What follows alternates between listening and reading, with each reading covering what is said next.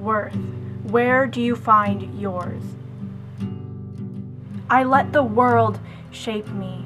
I got my worth from anything I heard, anything I was told, and that is how I became me, who I am today. I found my worth in people, basing it upon whether they liked me or not, whether I was good enough for them, whether I was tall enough, pretty enough, happy enough, popular or unpopular, what type of lifestyle I lived, what clothes I wore, even what vocabulary I used. All those things running through my head. I lived off of what others thought of me. Everybody ran my life but me. Can you relate? As I was writing this at 3:45 a.m., I just woke from a dream that inspired me to write this. I definitely do know that this dream was a reflection of my conscience. The dream was that a girl I knew had pulled me aside. She said that nobody liked me. What? As we all know, those are some of the worst words we could ever hear. I didn't feel hurt. I felt disappointed. I could not understand why. I hadn't done anything wrong. She went through a list of things that the people didn't like about me. I thanked her for talking to me and walked away saddened. I've only realized it over the past month. I let the world define who I am. And where did that lead me? My whole world at a very young age started evolving around sex, around boys, depression, anxiety, suicide, hatred, anger, bullying, self-harm, and drugs. Just a girl who was once joyful and rather shy felt forced to fit in with this dying world. I always feared feeling unloved. What I told myself was, if you can't beat 'em, join him. I read that saying online once, and it's stuck with me ever since. If any of you have been bullied, you understand what that's like. You will do anything it takes just to make it stop. I changed everything about who I was and let the world choose its definition of me. I was constantly changing for anyone I was around. I wanted to be anyone except what God had made me to be. I was never comfortable just being me. We tried to find our worth in several things, basing it upon our social status, how much money we have, by what clothes we wear.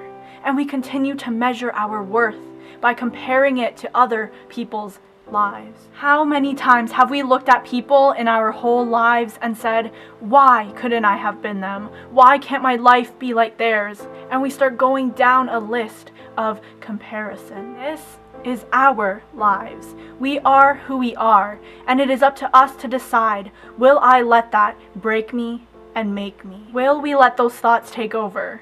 I did. For me, it got me nothing but a false perception of myself. I let those thoughts shape my entire mind and being. So when we can't fit in, we change. But who said that God has called us to fit in? I always based my worth around people in my life. I always wanted to be in a relationship. I always needed to have perfect outfits, looks. Everything just had to be perfect, which slowly began my destructive path of perfectionism and OCD. I turned to material things to define who I am, constantly dealing with a battle of comparison. I'm sure you can relate. But my dear friend, the people who sing, teach, preach, and write that you are loved, they are right. The game of comparison only steals our joy. Actually, our whole life.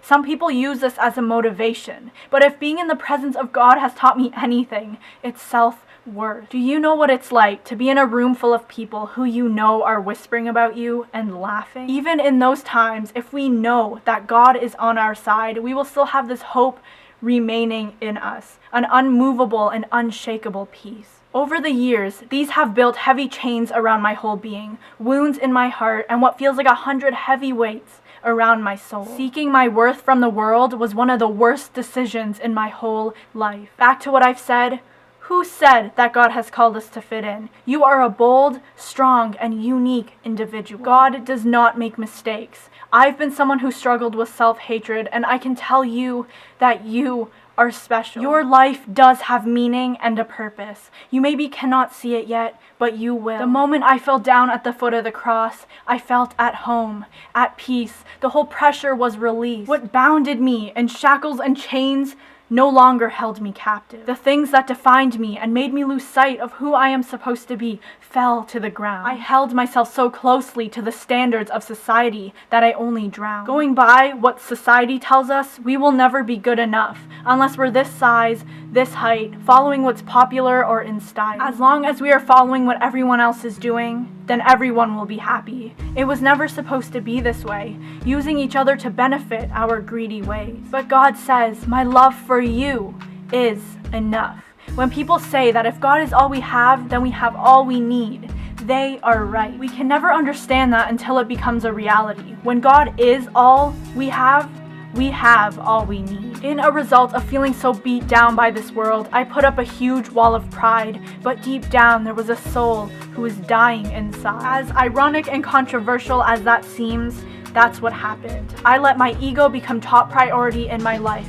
That's when I lost sight of what truly mattered. We are always trying to become better than everyone around us, always finding pleasure in if we are above someone, or beating them by just one step ahead. We no longer need to keep running the race of comparison because it is already won. I know what it feels like to have almost everything, feeling complete, and then having a majority of that taken away. It feels like your identity gets stripped away, but our worth is still found in God. The moment I learned to let all that go, I experienced true worth and true freedom.